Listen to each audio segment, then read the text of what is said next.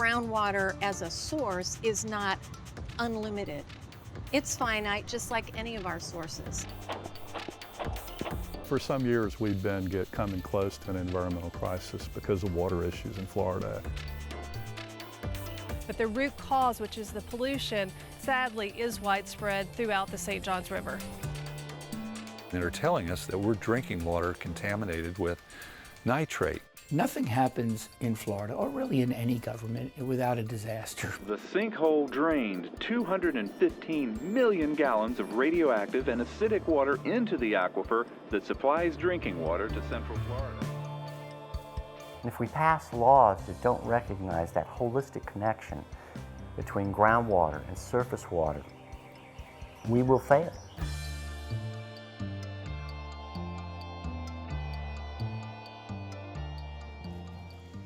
In Florida, if you want to do anything, it requires water. For 8,800 square miles of eastern Florida, that water is connected to the St. Johns River. Who gets to use that water and the consequences of how it's used? Well, that's decided by who has the best connections to state government. I'm Bruce Hamilton. Florida law says this water is your water. This is an hour-long discussion about how this water is managed and the connections and consequences your children will have to live with for their entire lives. To begin, it's important to understand how all of the water in Florida is connected. You may not look at the St. Johns River and immediately think of the water that comes to your kitchen sink, but they are irrevocably connected. The consequences of harm to one eventually flow to the other. Most of our drinking water comes from the underground river known as the Floridan Aquifer. The aquifer is considered groundwater. Wetlands, creeks, lakes, and rivers are called surface water. 54 inches of annual rain and storm water that runs off of the land and pavement flows into them. But while the St. Johns and all of its tributaries are surface water, they're also fed by the aquifer through more than 100 springs. Wetlands and undeveloped land filter the water and allow it to soak into the Floridan aquifer, and your public utility taps it, treats it, and transports it to your faucet. Along the way, as water makes that big circle, man steps in.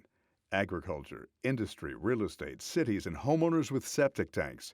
More than 1.2 million septic tanks line the St. Johns, its tributaries, and springs. During September 2016, evidence of the connection between the surface and the aquifer was exposed in a most dramatic way. A pond of effluent from the Mosaic fertilizer plant in Mulberry, Florida, opened a sinkhole that drained 215 million gallons of contaminated water into the aquifer. Whether or not there will be consequences for the drinking water for Polk County remains to be seen. This sinkhole event may be tragic, but throughout the St. Johns watershed, the river and aquifer are continuously absorbing massive amounts of fertilizer from agriculture, organic and chemical pollution from industries including Georgia Pacific and from the largest utility on the river, the Jacksonville Electric Authority. There are two state agencies that are primarily charged with managing both surface water and groundwater. The Department of Environmental Protection, DEP, is concerned with the levels of pollution in water across the state. When it comes to the quantity of water for 18 eastern counties, the St. Johns River Water Management District decides who gets to take the water, how much they can take, and how it's used. Through projects like the Upper St. Johns River Basin Project, the Water Management District is mitigating existing pollution by restoring land from agriculture to wetlands and marshes. This project, more than 30 years in the making, at a cost of $250 million, encompasses more than 166,000 acres. But will that, and the other restoration projects underway, be enough to mitigate the insatiable demand for growth and development? And will there be the will to pay for projects occupying that much land? Because just as surface water and drinking water are connected in Florida, so are growth and politics. So it's not just Seminole County, it's all Central Florida, and in turn it's all Florida. And the one thing that we have to come to grips with is that our economy is based on growth. Growth, though, has to be managed. We pretty much dismantled much of our growth management system and our system of environmental protection. We don't have the scientists who are there to call upon to help us with this anymore. In the last 6 or 8 years, the state has undone many of the environmental protections that previous legislatures had enacted. In the next segment of Troubled Waters, we'll find out what pollution looks like, what can't be seen, and the effect it can have on your health and your wallet. A green algae outbreak, a green monster, could happen at any time under the right conditions. And in the river, we've identified at least 4 types of toxins. 2 of them are hepatotoxins, which will target the organs like the liver.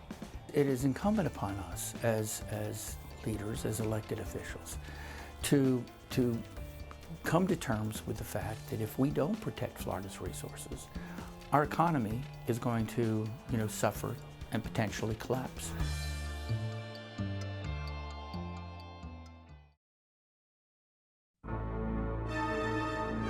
A grotesque green goo, squirting a vile primordial juice all over our river. This is not good. The green monster, it came from the river. A decade ago, the Green Monster documentary chronicled the massive green slime that covered the surface of this river through downtown Jacksonville. The Green Monster feeds on an overabundance of nutrients. Over the last 10 years, there have been efforts to reduce those nutrients. How well are they working? Visit Florida is not going to show this on the website. This is bad for the economy. This river is sick with too much nutrient pollution, so it's a ticking time bomb. A green algae outbreak, a green monster, could happen at any time under the right conditions. And when you cannot access our waterways due to toxic green slime, it's not only an environmental crisis, it's also an economic emergency. When there are too many nutrients in the river, and you have a combination of the nutrients and increased temperature, then you start to get the perfect conditions for blooms. While blooms and nutrients might sound healthy, even pretty or harmless, this green stuff is not. It's actually a bacteria and can be toxic. This past summer's heat combined with too many nutrients cooked up the dangerous recipe in the St. Lucie and Indian River Lagoon. The most recent major event was in April of this year when we had a massive fish kill where more than 100,000 pounds of fish floated to the surface. The deadly green also showed up on parts of the St. Johns River just south of Jacksonville in Crescent Lake, Doctor's Lake, and here at the mouth of Walaka Springs. Water samples taken revealed toxins exceeding harmful toxic levels established by the World Health Organization. Some states have standards, some of them don't. Florida does not. We don't have standards for drinking water or recreational for any of the 4 major toxins that we find in the water. Robert Burks trains volunteers to detect the toxic green stuff called cyanobacterial harmful algae blooms, or CHAB. Precautions like wearing gloves are a must when taking test samples. Bring it back up. Remember, don't fill it all the way up. Some of those toxins target organs like the liver, some the nervous system and the muscles that control breathing. So it's really best not to touch, ingest, or breathe in any of the contaminants from that toxic algae bloom. It can have an array of health effects on people and can even kill pets, wildlife, and fish. But the problem is you have small children, which, because they're a smaller body mass, it's going to be more toxic to them than perhaps an adult. Even the state sees the toxic outbreak as a problem. What have we done to prevent the clean monster? And that's what we did 8 years ago. We signed a Basin Management Action Plan. We gave everybody their assignments. They've reduced nutrients 90%. 90% is 90% of the goal that they established for reducing nutrients in the river. But unfortunately, that goal was set way too low. The pollution problem is a much bigger problem than our regulatory agencies want to admit and want to address. We have to do much better if we're going to clean up the St. Johns River and prevent these pollution problems and prevent these algal blooms that we're seeing happen all over our state. Everyone has chipped in and done their parts. Some had to be reminded, but as a result, we've seen greatly improved water quality. We're not seeing those significant algal blooms anymore. Well, that depends on your definition of significant. This is the green monster. This is the Walaka Spring where I bring people out on my eco-heritage tours. And this used to be a beautiful clear spring. This is some of the water right out of the spring run here. And it's just dark and green and covered with algae. I would never bring anybody on a tour out here unless they were, taking a sample. The water tested from Willaca Spring the day after our interview with Florida's DEP showed toxin levels the World Health Organization associates with a high risk of acute health effects from recreational exposure. And a sample taken here at Doctors Lake last summer shows toxin levels 100 times higher than the WHO standard. These isolated events have been highly toxic and demonstrate that the pollution is there if the conditions are ripe for an outbreak of intense size. It could happen at any moment because this algae is just the symptom. The nutrient pollution is the cause. These are generated from agricultural runoff primarily, and also from people putting fertilizers on their yards, and from septic tanks. Nutrients occur naturally in the river, but it's when they're fueled by all this excess, that's when these outbreaks happen. But the root cause, which is the pollution, sadly is widespread throughout the St. Johns River. 80% of the problem is what we call sheet runoff. It's the stuff that just kind of runs off the land when it rains. You get a huge thunderstorm, it all washes all that stuff into the river. If I have a benevolent dictator, the one thing I would ban is St. Augustine grass. This bright green grass is St. Augustine. It requires more watering, fertilizer, and pesticide than other grasses that are more drought tolerant.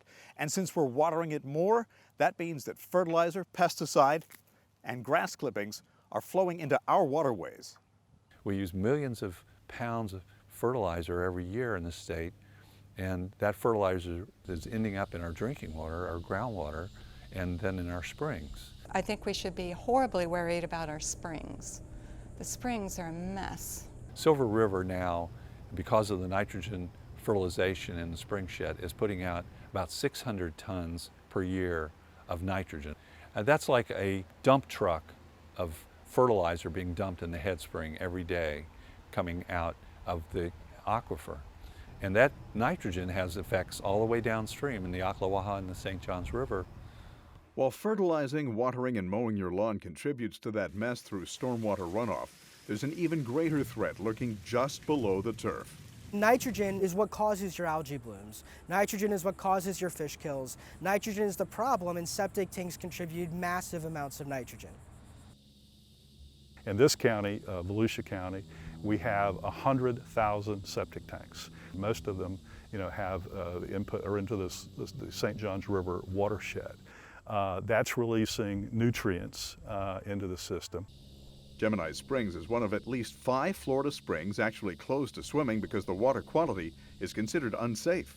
It has fecal coliform bacteria, and we've also found all kinds of pharmaceuticals and other chemicals that have found their way into the springs. It's when you flush the toilet, this all goes right back in the environment.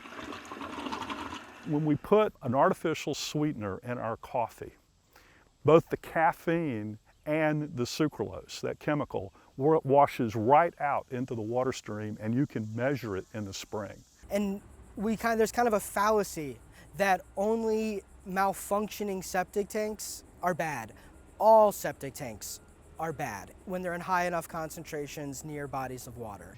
Yet here in Florida, there are 2.7 million of them. And that's the reason for signs like this. And I want to emphasize the health of the tributaries because that's where the septic tanks have the greatest negative impact. And what you'll see in Jacksonville are many tributaries that are posted with signs that say, caution, fecal coliform contamination. Jacksonville City Council voted to spend $15 million over the next 5 years to reduce the number of septic tanks. Initially, we will get this first 1,000 septic tanks remediated in hopefully 3 to 4 years, but certainly within the first 5, and keep working away at our list. There are currently some 21,000 septic tanks in designated neighborhoods that the health department has identified as critical. So getting rid of 1,000 of them, that hardly addresses the growing dilemma. I can tell you septic systems are a problem statewide for a lot of our springs, and we've done the calculations and to retrofit what we need to fix our septic system problem for springs. It's upwards of $2.4 billion.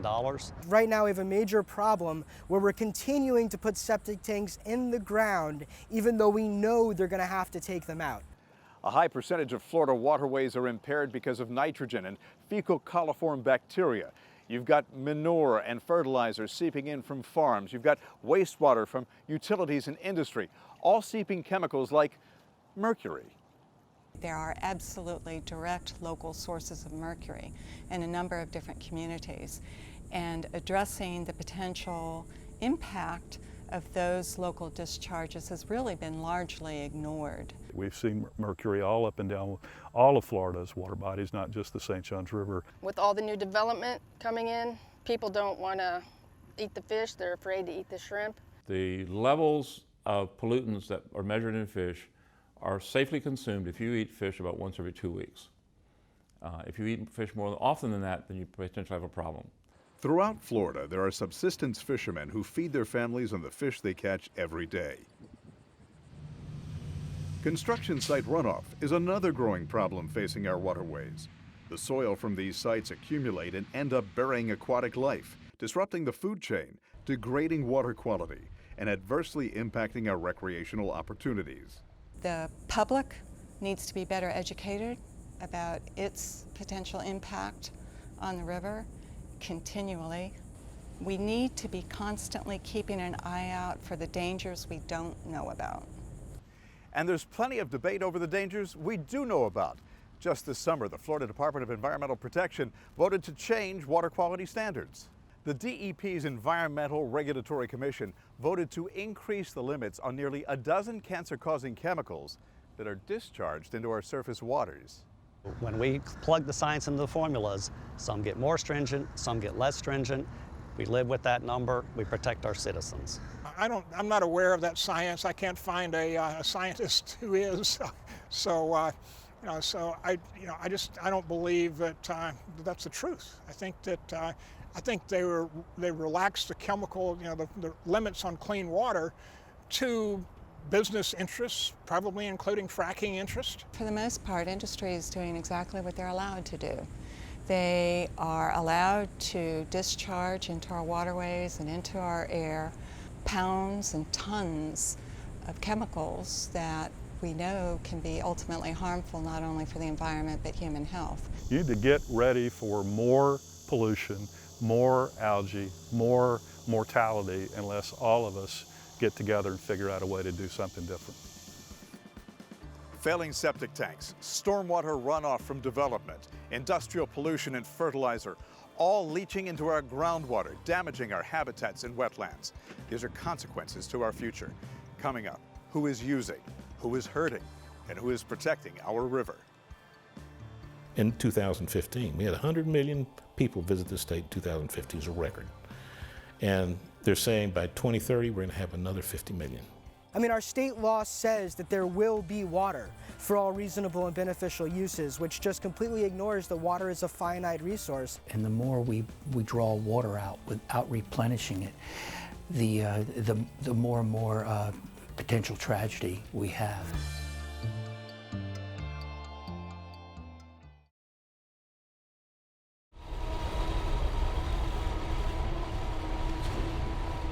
Robbie Scholl's been crabbing on this river since he was a child. These crabs have always been his source of income and his love. $10 a week to a kid that's 12 years old, pretty good money, especially in 1958. And it just became a passion. Most of the time I put in an 8-hour day, at least 6 days a week. So it's just I'd say a labor of love. I just enjoy being outside. Robbie's one of hundreds of people who make their living on the St. Johns and its tributaries. They're often seen, but not noticed. They work, support their families, and provide food for thousands. We should never forget that what happens out here, that commercial crabber over there and all these crab floats and the folks that are out here throwing shrimp nets, and to a great extent the commercial shrimp fishery on the beach is dependent on this thing being healthy. Ben Williams grew up on the St. Johns and made a living selling seafood as a commercial fisherman. You know, for some people it's just, I cross the Buckman Bridge over the St. Johns, or I eat over at one of the fish camps and look over the St. Johns, and that's as far as it goes. Well, they don't understand how much economic value comes out of the thing. And most people think, oh, it's a river, that's a great place to run big ships up so we can unload. This river is in essence an estuary. Marine shrimp, Atlantic white shrimp, there's millions of them right here within 1,000 yards of us because it's summertime and they're working the river right now. Estuaries work because you have fresh water that flows in and meets salt water coming up with the tides, and it's that balance of fresh and salt water that produces the unique conditions which support species like blue crabs and shrimp and hundreds of species of fish. And if that salt balance is out of whack, which it is right now, you start to see declines in both the commercial and recreational catches of many species of fish. The health of the St. John's is important not only to the fishing industry, but to tourism and quality of life. Nobody ever moved here from any state to Florida because we have the best strip malls. They come to here because of the idea of Florida, and that's what we have to preserve. People come here for our ecosystems. They recreate on our ecosystems. It's like a hub for tourism. People come here from all over the world, spend money to fly into Florida, stay in our hotels, eat in our restaurants, buy souvenirs to take home, and take pictures of our natural beauty. And that's the best type of visitor, is taking pictures and leaving, and not leaving a large footprint except for their dollar. And probably about 75% of our business is directly from paddle sports. So the health of the waterways around North Florida is a big deal. The Atlantic Ocean, the Intercoastal Waterway, and probably most importantly, the St. Johns River. Natural resources provide an economic benefit to providing us infrastructure that we aren't putting a value on, and it's called ecosystem services. And our natural resources can be buffers for storms. They can clean up polluted waters before they get into our waterways. They have this amazing ability to clean our air and to provide for food for us. That food's not only fish and crabs that come from the river. Commercial farms cover 9.5 million acres of Florida's land, and they all need clean water.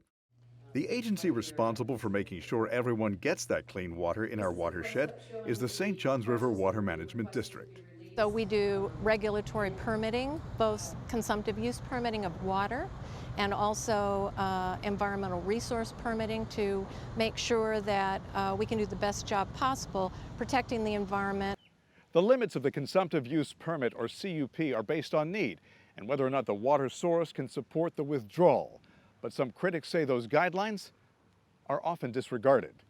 We in the state of Florida ever seen a consumptive use permit we don't like? Very, very few consumptive use permits are denied. And when they are denied, it's usually because of extreme public pressure that's been brought to bear.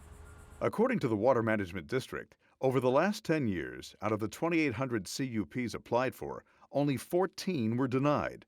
SMART says the system is designed to make it difficult for permits to be denied. If a water management district were to choose to deny a permit because of a minimum flow and level, then their whole water supply plan would have to be reviewed by the Department of Environmental Protection. Huge bureaucratic undertaking, and they would have to redo this plan. So there are hurdles and obstacles put in the way of folks who would even want to deny a permit. The actual permitted quantities for both surface water and groundwater went down last year. So that's kind of a surprise for a lot of people. Saying that the permitted quantities of water went down is like saying that you lowered the speed limit on the roads. It says nothing about how fast people are driving. We do not even monitor how much the permit holders are using throughout most of the state, and that's intentional. Under a law passed by the 2016 legislature, water management districts are required to monitor water that flows through pipes with a diameter of 8 inches or larger. They are not required to monitor pipes or several pipes that measure smaller than 8 inches in diameter. So they're not really trying to monitor anyone. So it's one thing to talk about permitted, but what we need to be talking about is actual use, and we need laws in place to at least know how much water is being used. Conservationists contend that we have already permitted too much water use. Most geologists contend overpumping the aquifer is the leading cause of sinkholes. So, while we're losing water pressure underground, there's increasing pressure on clean water above ground. In 2015, we had 100 million people visit the state in 2015 as a record. And they're saying by 2030, we're going to have another 50 million. You give in light of those kinds of growth expectations and the impacts that come with it, holy cow. And speaking of cows, there's DESERET Ranch, just a few miles from the Orlando airport. It stretches along 40 miles of the St. Johns riverbank. For now, it is a cattle ranch, but developers hope to change that. It's 133,000 acres, the largest development that we have ever had planned in the state of Florida in history. It's the size of Orlando, Winter Park, Winter Garden, and Apopka put together. It's massive. The plan for the property owned by the Mormon Church is to be home for 500,000, 500,000 people. And that means there'll be houses, apartments, schools, offices, buildings, and guess what? They all use water. They anticipate 111 million gallons of water per day will be needed in the future for this development. DESERET plans to meet that need by keeping water from getting to the St. Johns River by damming 2 of its tributaries. Even without considering the impact of the enormous DESERET Ranch, Central Florida is pushing the aquifer's limits. That's why the Water Management District is considering drawing up a plan that includes pulling 160 million gallons of water a day from the St. Johns River. For people who live in communities downstream, including Palatka and Jacksonville, that's a cause of great concern. It makes them worry about the St. Johns River's future. And what happens when you reduce that freshwater flow, you start getting more salt water into the St. Johns from the mouth. And when you get more salt water going further upstream, it does damage to the wetlands, to the grasses. Those are the kidneys of the river. And so you start reducing the river's ability to cleanse itself and naturally filter out those pollutants that continuously are put into the river. And so it does a huge damage to water quality. A recent study by the University of Florida shows that over the next 5 decades, the state's sprawling development, including rooftops, parking lots, and roads, will cover as much as 1/3 of the state's landscape. Many say true growth management in the state ended several years ago. Come 2011, the legislature decided to gut our Growth Management Act. They took away Department of Community Affairs and recreated the Department of Economic Opportunity, and they stripped away all the teeth within the Growth Management Act. So it really left us without any oversight. The focus of the combined Economic Growth Department is job creation. But DEO, Department of Economic Opportunity, really is tasked with not opposing anything because they don't want to be a job killer. So when it comes to growth, without any incentives, it makes more economic sense for a builder to develop on inexpensive open land instead of where development has already begun. Business will take the opportunity and destroy a natural system in order to make the profit. And they'll do it because that's the American way. It's been that way for hundreds of years. Only until recently have we learned the significance of protecting natural systems. If you want to pave a spring, the state's going to stop you. But they're not really caring about what is and is not appropriate development. That's really up to local communities, local governments, which means it's up to the local people who live there. The state needs to incentivize, and local governments need to examine their local comprehensive plans and their land use regulations, as well as impact fees, about incentivizing more urban infill. It's been said that threats to our river amount to death by 1,000 cuts. Stormwater runoff, septic tanks, urban sprawl, agriculture. But there's one more proposed cut. If it happens, it's going to be deep and very expensive. After 300 miles of abuse from growth and development, Jacksport plans to spend nearly $800 million to dredge the last 13 miles of the river, clawing open an even greater path from the sea.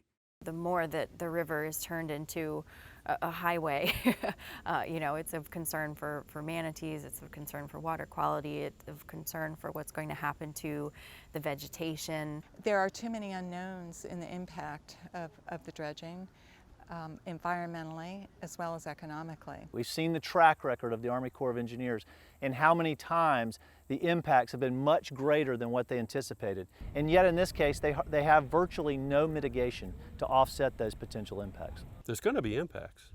They've underplayed the impacts to salinity. There's no question about that. They've underplayed the cumulative impacts. How long have we been dredging the St. Johns River? 100 years. How many different projects have people said, don't worry, it's not going to cause a problem? And the next one won't cause a problem. And the next one won't cause it. Well, that's cumulative impacts. You start backing them up, and pretty soon we've got high salinity water coming out of the Atlantic and killing our submerged grasses, around the city of Jacksonville. That's related to historical dredging. I know it, they know it, they just don't want to admit it. I work for ports. I've been a consultant for 5 different ports in the state of Florida on the side of dredging and on the side of mitigation. I know how it works, and the Jack's port should know it too. Their mitigation plan is woefully inadequate. If you're going to spend close to $1 billion on a project, you should be able to spin off some money for that and do an adequate mitigation program. According to an economic study done at the University of North Florida, it would cost billions to duplicate the water filtering ability of the St. Johns River. Based on the cost of processing wastewater, the study determined the wetlands provide up to $122 billion worth of nitrogen removal each year. No component of the economy is more important than natural systems. You destroy the natural systems and the economy of Florida is going to go down the tubes. In order to have a healthy economy, you've got to have a healthy river. You've got to have a healthy environment. You can protect the environment while creating a strong economy. In fact, a strong economy depends on a healthy, strong river. Simply put, all water in Florida is connected. As we've seen, our drinking water and the food we eat all depend on clean water from the aquifers, springs, and our St. Johns River. Runoff, sprawl, and development, the fertilizers and pesticides used on our lawns, at farms, and chemicals from industry all create pollution and damage to our valuable water. When we combine these problems with the impacts from future growth, we have a recipe for disaster. There are consequences to our actions. We are all accountable. Coming up, we're going to see what community members and government officials are doing or not doing to protect our river. Many of the best scientists in these water management districts have been fired. The sad thing is our elected officials, they've turned their back on Florida's environment and our waterways, and they've turned their back on citizens. Pollution is our worst enemy, with a politician hanging on its tail.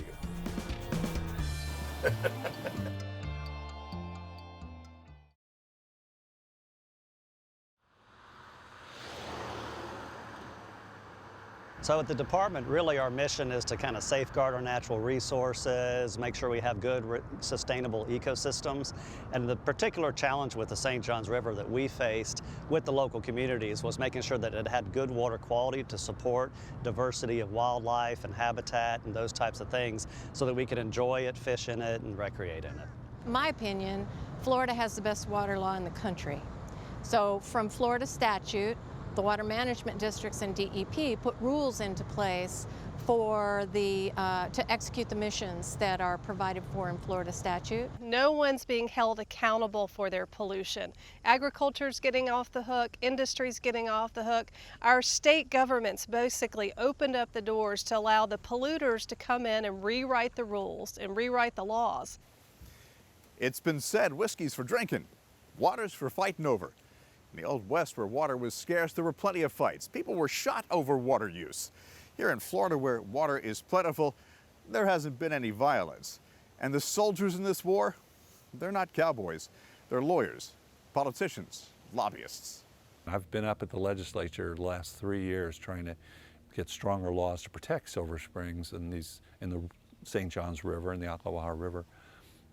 I've been frustrated at every turn by the hundreds of lobbyists that are representing private interests, people that are actually making their money by extracting these resources, extracting the water, first of all, for free, which is used by industry and by development and by agriculture with really no public interest involved in how they use it. During the economic downturn, while there were many jobs lost, lobbyists were busy at work in Tallahassee, opening up the books and creating loopholes in our water quality protections. And so now we've lost 4 decades worth of regulations and protections to keep the pollution out. DEP seems to think that their job is to promote industry. I think their job should be to protect the public.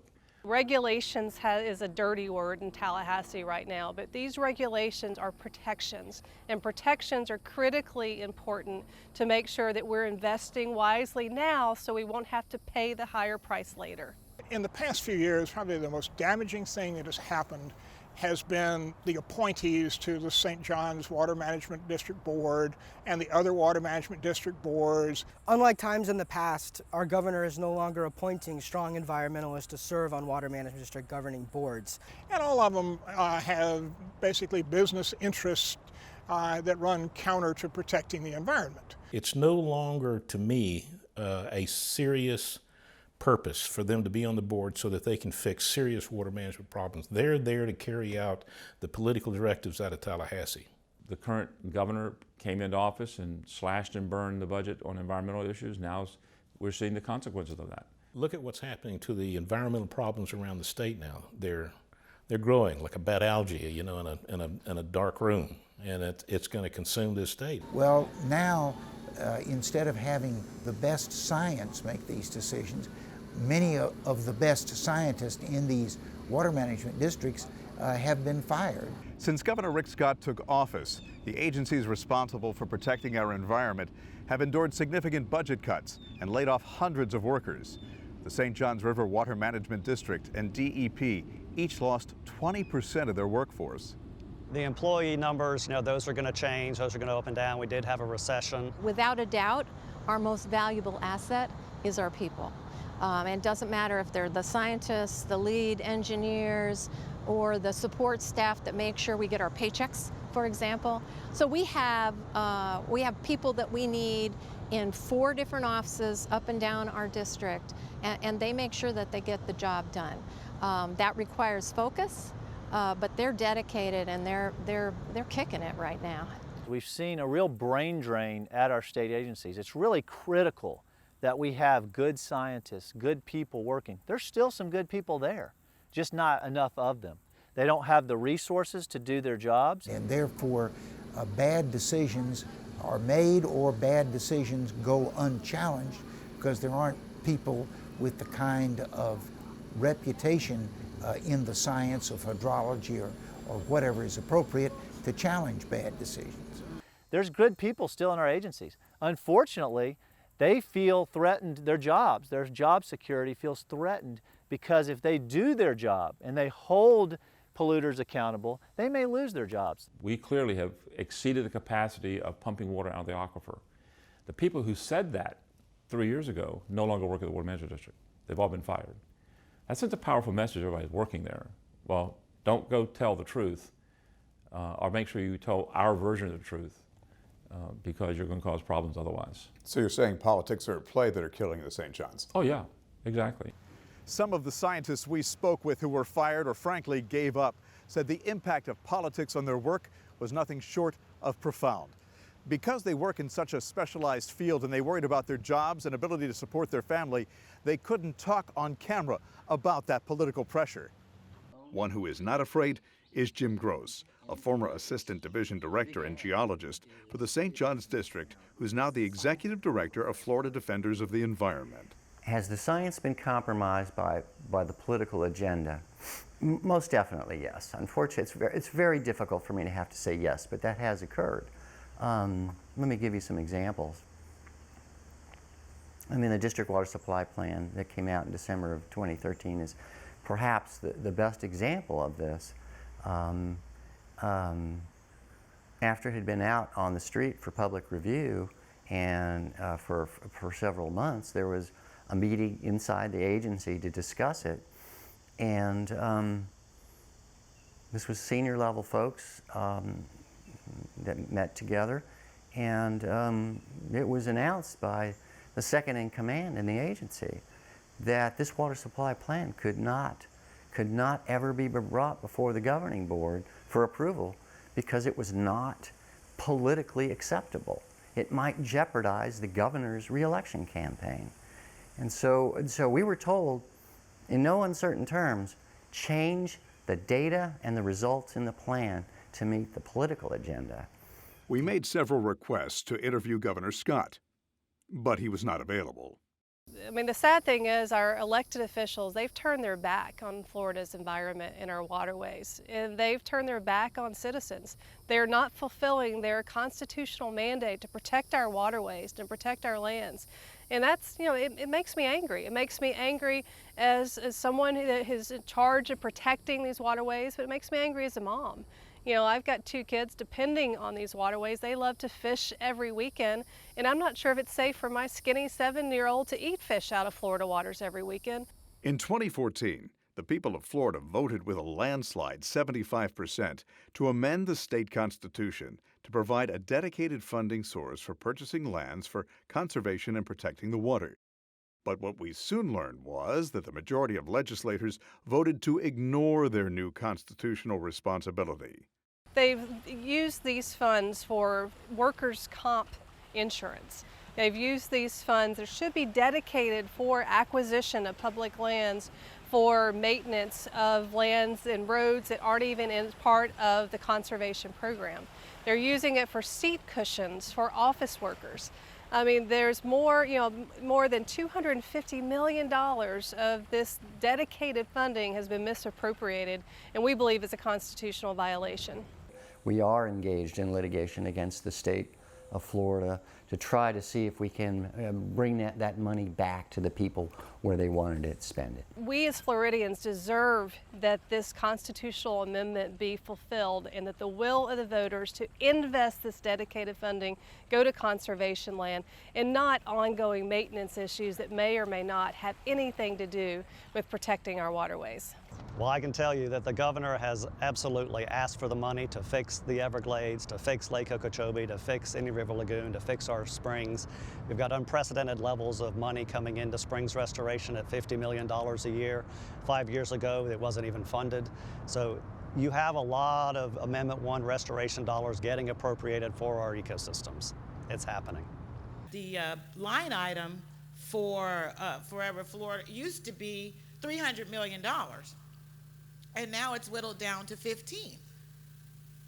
Do the math. We cannot do the things that we are supposed to do in terms of making sure that we conserve lands for public use and for sustainability. The legislature passed a water bill which I think significantly weakened the standards for water, particularly things like how much water can a individual or a firm or a farm pull out of the ground and under what conditions can they do it.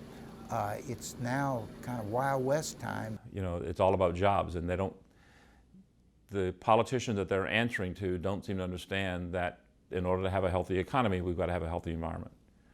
And that's the job of everybody. Coming up, we'll find out that Florida is not doomed yet. We'll find out how connections in Tallahassee can be used to generate better consequences when Troubled Waters continues. If you can't do things that have like a big impact, do things that have a small impact, because altogether we're making a change. If we truly want to make a difference about how our government's treating our environment or how our government is failing our environment, we must band together and stand up for these waterways. Everyone living everywhere in Florida should speak up.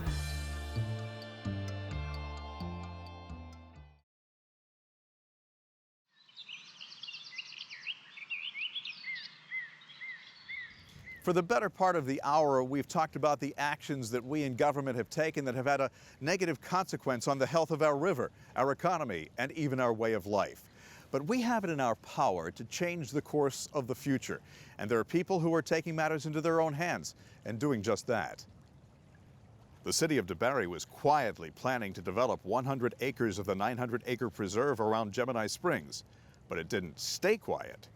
Another reporter said, hey, there's something going on down there. They want to use part of Gemini Springs. And so we wrote this story, and then it just seemed like the citizens came out of nowhere. I was in shock. All of us were. You know, it's what are they doing? You know, seriously, they're trying to develop on conservation land. And Mary Sue Scott, this resident from DeBary, who's there almost every day with her family, had never really been involved in any kind of a community project before, just started going to town. I created a petition and spread it on social media, and it spread like wildfire. The first day we had 500 signatures, and it grew in, 1,000 here, 1,000 there, and I had immediate help from so many people emailing me, messaging me, What can I do to help? She was not a community activist, not one of these people who goes to routine meetings and learns how to stand up for the environment. She was just a regular person who saw something happening in her backyard and knew that it felt wrong.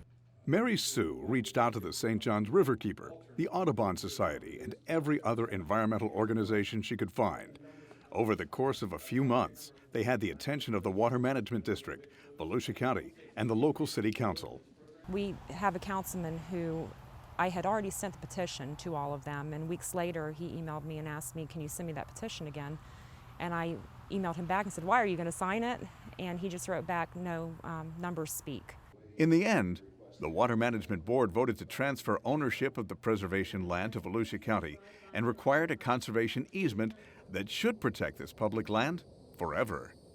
The DeBerry story is one example of what can happen if we hold our public officials accountable. One motivated person energized a grassroots movement and changed the course of events. Together, we can make a difference. If we truly value our rivers and our waterways, we will give them a voice. If we do, there is hope. If not, the consequences can be tragic. Our waters need us now. If you can't do things that have like a big impact, do things that have a small impact, because altogether we're making a change. Alicia Smith volunteers with the Rising Tides, a young adults group, and helps the St. John's Riverkeeper and North Florida Land Trust organize regular cleanups along our waterways.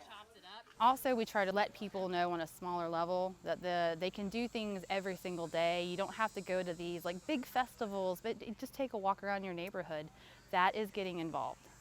And Robert Field did just that. He was just out for his morning walk when he saw city workers with leaf blowers at the Jacksonville landing. They were blowing basically everything in their path just out of the way and into the river.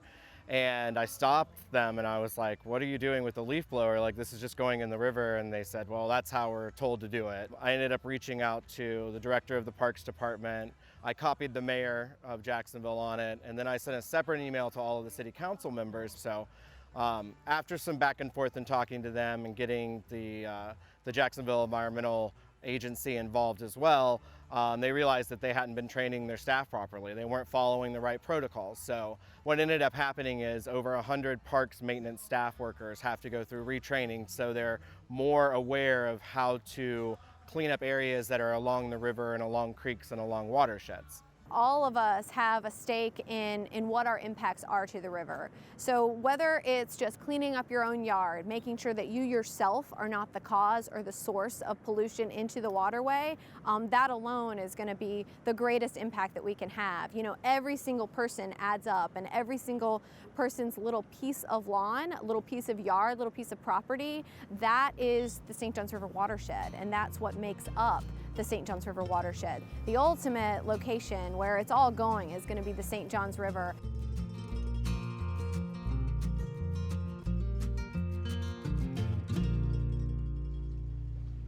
Fact is, we are all involved whether we want to be or not.